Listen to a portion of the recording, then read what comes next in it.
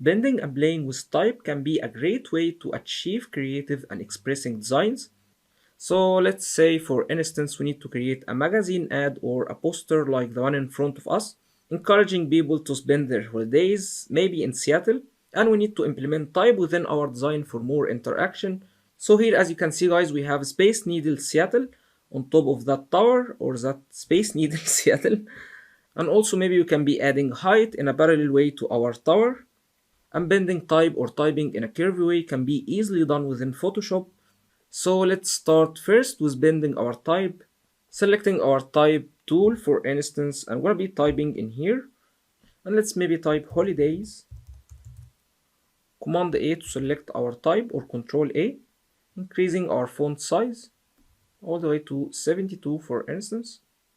And here you can see that option for text warp. You can be clicking that one to bend your type, create warp text. We don't have any options selected. We can be selecting from any of these styles. Arc, for instance, it will be bending our type like that. And we can even bend it more or less. And we have horizontal and vertical distortion to add distortion to horizontal side like that, or vertical to tweak our word like that. Gonna press 0 here, maybe take it the other way, adding a bit of perspective to our type. Or we can be selecting another style, maybe something like inflate, and setting vertical to 0 and also horizontal so we can see better, increasing our bend strength a bit. Or we can be trying other shapes as well, maybe fish eye, which is looking really cool. Maybe we need to reduce that one a bit so we can see it better. And it's instantly adding nice effect to our type. We can be applying that, pressing OK. Now we can deselect our type, selecting maybe that layer. And as you can see, we have that text warp layer. We can change our warping style once again by selecting our layer. Then we can be selecting that option once again. We can be selecting another style, or even increase that effect, or distorting these values, and so on and so forth. Now let's cancel that and maybe hide also that layer to show you even more controlled and precise ways to bend our type or place it within shapes. Maybe like that Space Needle Seattle line, we can be zooming in a bit. Switching to Move tool, selecting our layer, and let's create that one from scratch. I'm gonna be hiding that layer, selecting ellipse shape or ellipse tool, and we can be drawing a circle maybe from center, clicking in here, pressing Alt to draw it from center, and pressing Shift as well to have a perfect circle, maybe all the way to here. And removing fill color, selecting path selection tool so we can move our circle a bit. Now in order to start typing on that circle, all we need to do is to select our type tool, pressing T, and as you can see we have that dotted circle around our type tool, which means that we're going to be typing within that circle. And if we hover a bit on top of our circle, we can see that curvy dashed line, which means that we can be typing on our circle along that path. So let me start first by typing inside. I'm going to be clicking inside. You can see that circle in there, which means it's going to be filling that circle with type, creating a type area for us or a paragraph. And we can realign that one to center, maybe for that shape. And let me remove that highlight so you can see it better, guys. Now it's looking black, so maybe you don't see it better. However, you can get the idea. You can be changing its color, Command A again, changing our color to white.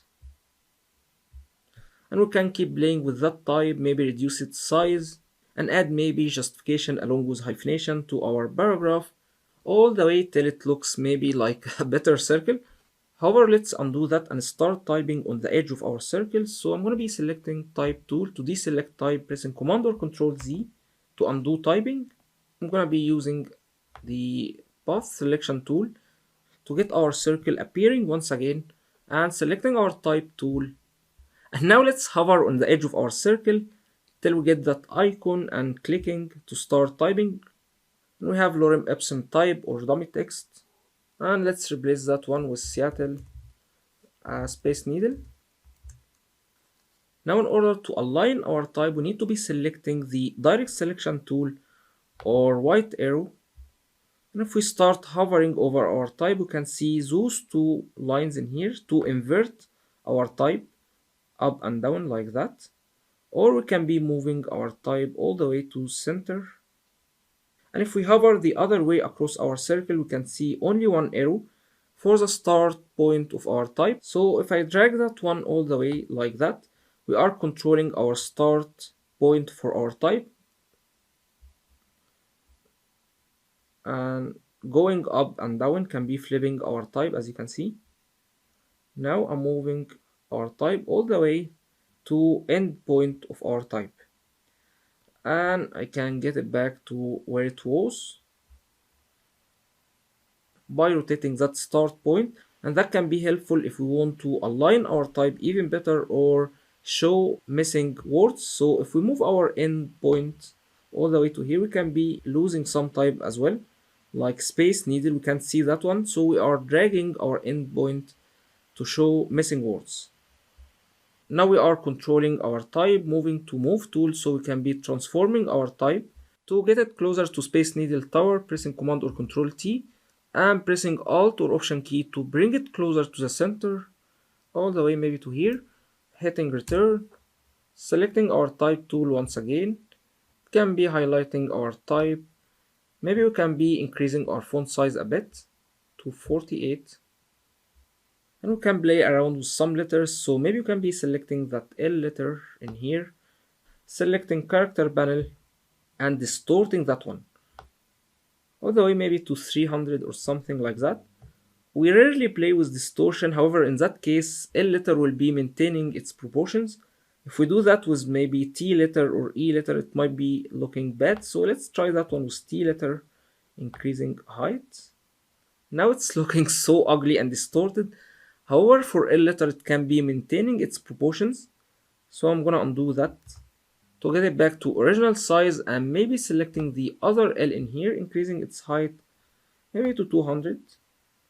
Now selecting needle word, we can be changing its color so it can be more readable. We can be picking color from here or selecting the same color we have for that type, pressing OK. Now let's start typing on an open path, and it's almost the same concept. So scrolling down, selecting the path selection tool and paths, we have many paths in here. I'm going to be selecting that one where we can start typing along that path, selecting type tool, hovering over that path, and let's start maybe from here. Now we need to be adjusting the start and end point for that type, selecting the direct selection tool and hovering over our type. Of course, we can be adjusting also our path using the direct selection tool, so we can be moving these anchor points if we hover over our path. However, in that case, we need to be adjusting our type, so I'm going to be hovering over type to flip type along your path, or that arrow for endpoint to release more type. So I'm going to release that type all the way to here, and also flipping type alongside our path, and you can be adding your type. Now zooming out a bit, and let's also discuss some visuals for that design. Let me first disable some layers, starting with that one. Doesn't look really cool, I don't like it. And also for Space Needle, I'm going to bring that one on and disable that one, as it looks better with bigger fonts and L letters. Of course guys, you will find that file in your resources, so you can be practicing the same design. However, it's not going to be looking the same, so if we scroll down and pressing Alt or Option key to check our original layer, this is how it looks like. This is how it all started, of course without that path.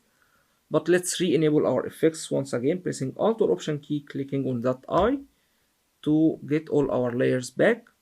Here I added 2 or 3 adjustment layers as color lookup or LUTs for adding dramatic look and orange and teal theme. So let's quickly check those layers. If we select that layer in here, you can see that we have teal, orange, plus contrast, add a lot, 3D LUT file. You can be finding that one at the very bottom of your LUTs with only 55% of opacity. We can be increasing that one so you can see how it looks like in full. That's too green and strong, so let's undo that. And also I'm using another adjustment layer as a moonlight LUT. You can find that one at the very bottom as well. You have moonlight and night from day. Both of them are almost the same. It's gonna be adding a night theme to your poster, and I mainly use that one in here to darken those clouds so you can have more readable text, as I really want to use white type in here, so I wanted to dim those clouds a bit. So let me increase that one for you guys so you can see how it looks like. It's adding that cool night effect to your image. So maybe you need to be trying that one out as well. So let's get it back to daytime as it was. And I'm using also that orange color for more contrast on that dark blue background to go along with that orange and teal theme. Now go creative guys and start designing your own poster.